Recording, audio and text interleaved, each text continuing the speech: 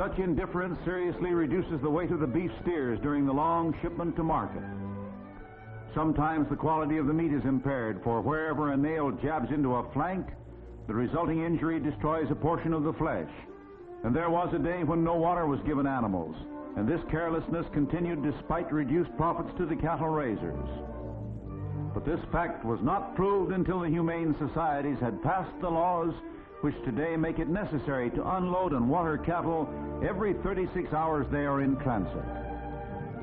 At first, the railroads fought the whole idea of humane treatment of animals, but now they are the staunch allies of the societies in the effort to extend these laws to protect and care for animals being shipped by truck.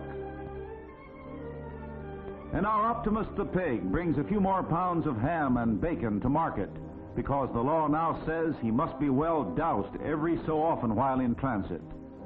This is humane treatment that pays in dollars and cents. We have been even more careless with our dogs, often at great cost. In the last analysis, the cry of mad dog is not so much a reflection on the dog itself as on the cruel indifference of man. Fortunately, this indifference is decreasing. It reached its peak some 80 years ago, when this nation was too engrossed in its expansion to consider the value of care for its animals. In that welter of carelessness, one man raised his voice against these cruelties. He was Henry Bergh, who beginning 1866 created the structure upon which all humane societies have operated ever since. He introduced the horse ambulance for the removal of sick or injured animals, even before ambulances were used for humans. He exposed the unsanitary conditions and the appalling fact that diseased cows were being used as a part of New York's milk supply, and he thereby laid the foundation for many of the present sanitary safeguards. He also set up a program of education so children could be taught the care and protection of animals, and incidentally, learn something from their pets of the rudiments of loyalty and devotion.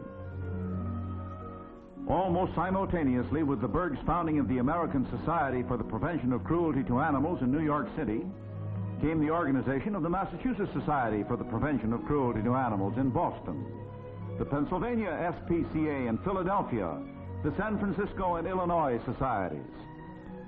From these centers of energy and others, like the New Orleans Society and the Anti-Cruelty Society of Chicago, and the Animal Rescue League of Boston, which was particularly active in organizing shelters, the humane movement spread throughout the country.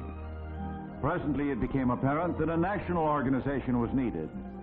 Consequently, the American Humane Association, with headquarters in Albany, New York, was organized in 1877. Its activities are numerous because there are many phases of the nationwide efforts to improve the condition of our animals. The National Humane Review is the magazine which the association publishes to integrate the work of the various societies. One of its more active committees is charged with providing assistance in both the formation and maintenance of local humane organizations. This assistance often takes the form of financial aid and is not necessarily limited to this country. When the Blitz bombings hit London, the American Humane Association sent material financial aid to the British societies caring for the animals in the devastated areas of England. Such assistance as this is in charge of the American Red Star, an organization within the American Humane Association that functions with respect to the animal kingdom in relatively the same manner as the Red Cross does to humans.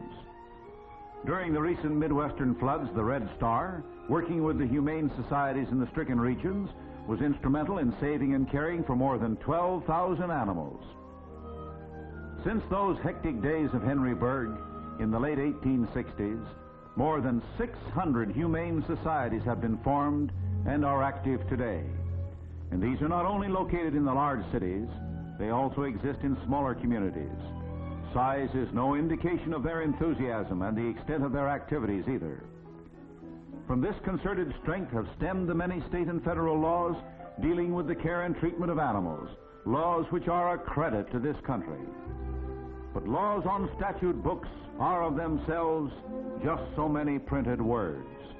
Enforcement and education are the implements that make them work. It is in these two fields that the humane societies of this country are paying back a part of the debt that we all owe to our animals. Today, in almost every American city are to be found the public drinking troughs for animals, monuments to the life work of Henry Berg. Where there is a humane organization, such scenes as this are attesting the energy and activity of enforcement.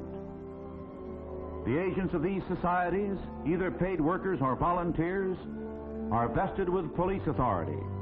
They can arrest and bring to trial any who violate the laws protecting our animals. Their efforts meet with the full cooperation of municipal and state magistrates and other law enforcement authorities. The same watchfulness protects the pets that sometimes are in need of intercession against what may be mere carelessness, but is more often indifference. This protection extends beyond the animal kingdom, for these societies cooperate closely with health authorities to eliminate possible contagion from disease-ridden waifs such as this. Communities in which there is an active humane society have the satisfaction of knowing that when death must come to the pitiful outcast, it comes in the most painless manner possible. For the stray, the lost, and the ailing, there's the gentle handling and a haven. In outlying districts, complaints against the living conditions or treatment given livestock are investigated, corrective measures decreed and enforced. But corrective measures never have the force or the permanency of education. In this field, the humane societies are exerting an increasing effort. In the public schools, instruction in the care and treatment of animals is fast becoming a part of the regular course of study. Children benefit from this education in many ways. They learn such simple things as how to pick up and hold their animal friends without hurting or getting hurt.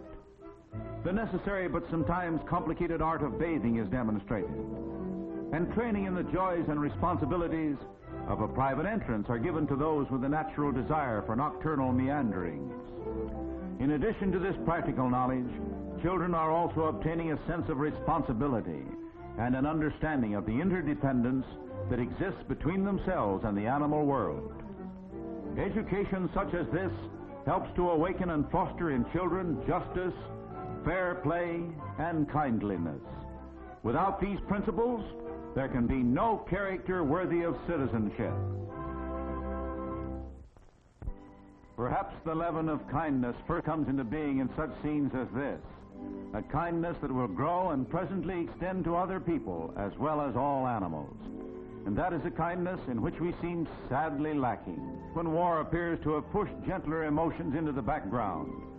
The war has, however, vastly extended the educational work of the humane societies. Courses in the care and handling of animals have been broadened to include adults.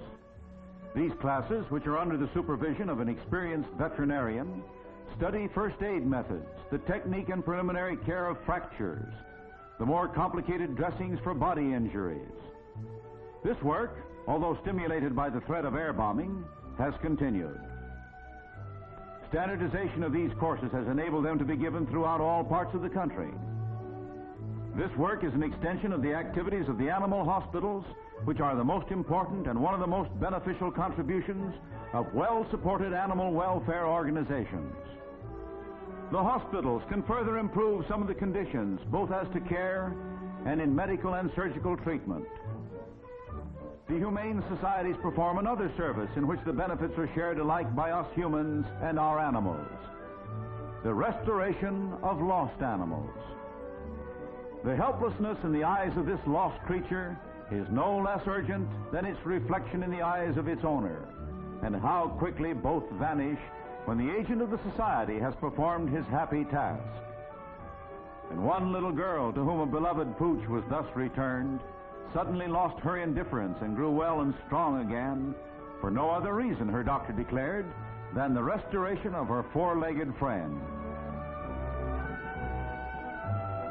The instances in which the societies have been able to restore other kinds of pets to their owners are occurring continuously. And even the efficiency of one destroyer was restored by the return of a seagoing pup who, like any other sailor on shore leave, had decided to see the town. This phase of the work of the societies is greatly facilitated by the license tags. These tags do more than serve as identification for the animal whose owner has taken out this form of insurance. The income from the sale of license tags does about the same kind of service for pet owners that the gasoline tax does for motorists. And like this gasoline tax, it is not always spent by the civil authorities for the sole purpose for which it was collected, the continuation and extension of animal welfare. But the work of the humane societies is going forward and expanding, and must continue to do so, because it is based on an undeniable necessity.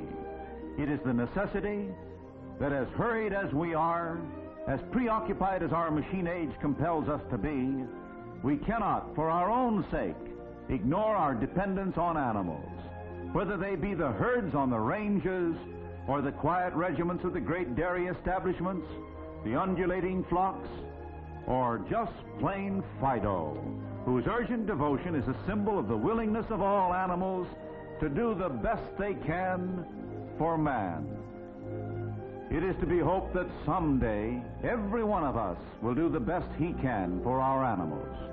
For the present, the animal welfare organizations are utilizing every ounce of public support in their effort to balance the ledger of human indebtedness. But even greater contribution to the support of these organizations is not enough. Every one of us must find the satisfactory answer to this question: what am I doing in my community today to improve the condition of animals in the service of man?